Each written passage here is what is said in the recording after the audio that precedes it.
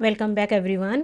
आज करते हैं हम रिलेशंस में कंटिन्यू। एक बहुत ही इम्पॉर्टेंट क्वेश्चन और बहुत ही इम्पॉर्टेंट टॉपिक वो है इक्विवेलेंस क्लास। हमेशा बच्चों को ज़्यादातर इस क्वेश्चन पर कि इक्विवेलेंस क्लास का क्वेश्चन कैसे सॉल्व करना है, इक्विवेलेंस क्लास क्या है, ये टॉपिक उन्हें बहुत ज़्यादा परेशान करता है। तो सबसे पहले हम करेंगे एनसीईआरटी एक्सरसाइज का क्वेश्चन नंबर 8 सॉल्व। ठीक है, और उससे हम धीरे धीरे देखो कैसे इक्विवेलेंस क्लास पर पहुंचेंगे। आपके सामने स्क्रीन पर है, ये है आपका क्वेश्चन 8 एक्सरसाइज का। क्वेश्चन क्या कहता है? Show that the relation R in set A, और ए सेट के अंदर 5 एलिमेंट है। रिलेशन क्या कहती है कि it is containing ordered pair A B. और कैसे ऑर्डर्ड पेयर है? उनके बीच में रिलेशन है कि mod A minus be even होना चाहिए। ऐसे ऑर्डर्ड पेयर्स हैं जिनके मॉड का डिफरेंस ए माइनस बी, जिनके डिफरेंस का अगर हम मॉड ले लें तो वो इवन होना चाहिए।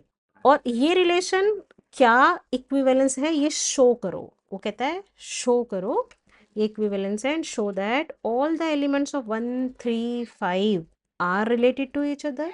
Also show that all the elements of 2 4 are related to each other. ये तीसरा क्वेश्चन है उनका। But no element of 1 3 5 is related to no element of 2 4। ये चौथा क्वेश्चन है। एक ही क्वेश्चन में हमें 4 आंसर करने हैं। तो सबसे पहले हम ये शो करने जा रहे हैं कि ये रिलेशन इक्विवेलेंस है। कौन सी रिलेशन इक्विवेलेंस होती है? यदि वो रिफ्लेक्सिव हो, वो सिमेट्रिक हो और वो ट्रांजिटिव हो, तो हम उस रिलेशन को कहेंगे कि वो रिलेशन इक्विवेलेंस है। तो सबसे पहले चेक करते हैं इसे रिफ्लेक्सिव के लिए। रिफ्लेक्सिव की क्या डेफिनेशन है कि जितने एलिमेंट सेट के अंदर हैं उन सभी के लिए ए ऑर्डर पेयर बिलोंग करना चाहिए। तो हम कैसे लिखेंगे, मैंने यहाँ एक स्टेप आपको वैसे ही लिख के भी दिया है। इसमें प्रेजेंटेशन बहुत इंपॉर्टेंट है, तो जिस तरीके की प्रेजेंटेशन के साथ मैंने लिख के दिया आपको ये वैसे ही लिखना भी है।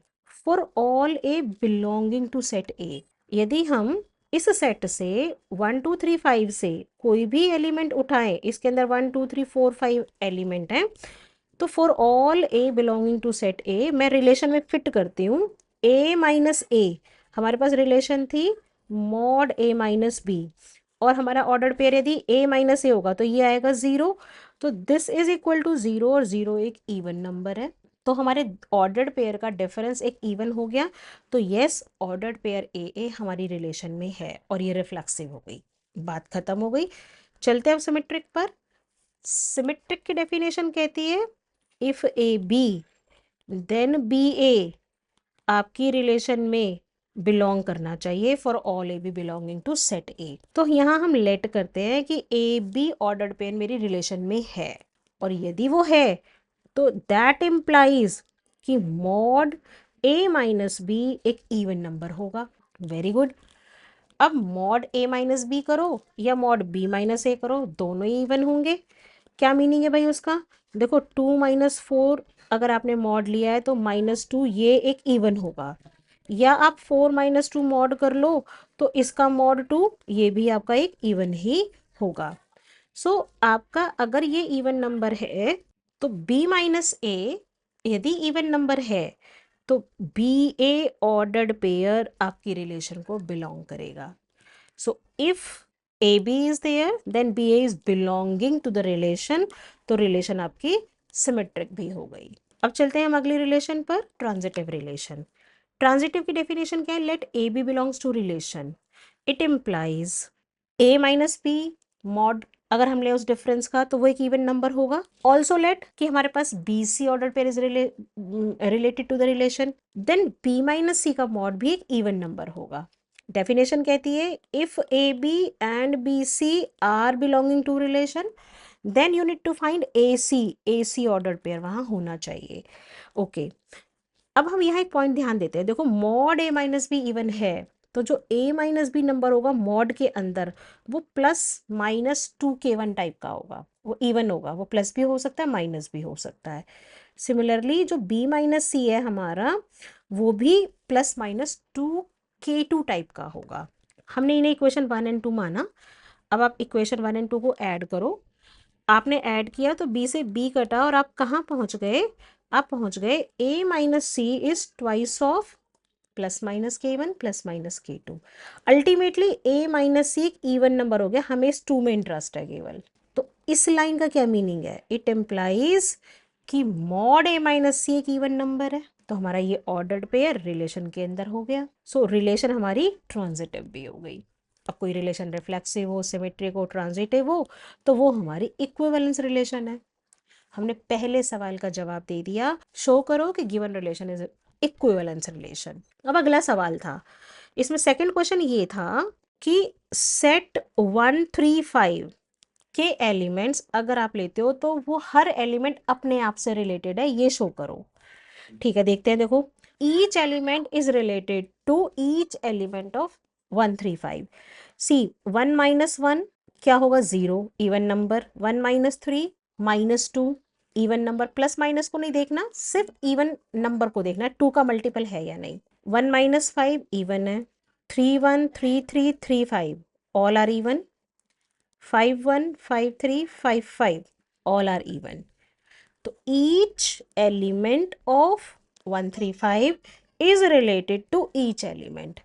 तो हमने ये रिलेशन यहाँ लिखी और यहाँ हमारा हर एलिमेंट रिलेट कर रहा है। सेकंड सवाल का जवाब हो गया, शो करो each element is related to each element. Third question, 2 और 4 जो सेट है वो भी ईच एलिमेंट से रिलेट करे। तो हमारा सेट बी टू बी बन रही है यहाँ पर रिलेशन। चेक करो, देखो 2 माइनस 2 0, 2 माइनस 4 2 इवन। तो 2 2 2 4 हमारी इस रिलेशन में होंगे। यदि हमें रिलेशन बनाएं तो इसमें हमारे पास 2 2 2 4 प्रेजेंट होंगे, और आपकी रिलेशन 4 2 4 4 ये दोनों ऑर्डर पेयर भी उसमें प्रेजेंट होंगे, क्योंकि सभी का डिफरेंस आपका इवन आ रहा है। तो हमारे तीसरे सवाल का जवाब है yes, all elements of set 2 4 are related to each other. अब एक अगला क्वेश्चन था कि यदि आप ए और बी सेट उठाते हो तो no element of set A is related to no element of set B, ये भी शो करो। ठीक है, तो देखो 1 माइनस 2, अगर ये ऑर्डर पेयर 1 2 रिलेशन में होगा तो डिफरेंस होगा 1। 1 माइनस 2 इवन माइनस 1, हम माइनस प्लस से रिलेशन नहीं रख रहे हैं, हमें सिर्फ इवन और ऑड चेक करना है। 1 4 हमारे पास ऑड आएगा। 3 2 3 4 इवन नहीं है। 5 2 3 बचेगा, और 5 4 का डिफरेंस 1 होगा, तो मतलब ये भी इवन नहीं है।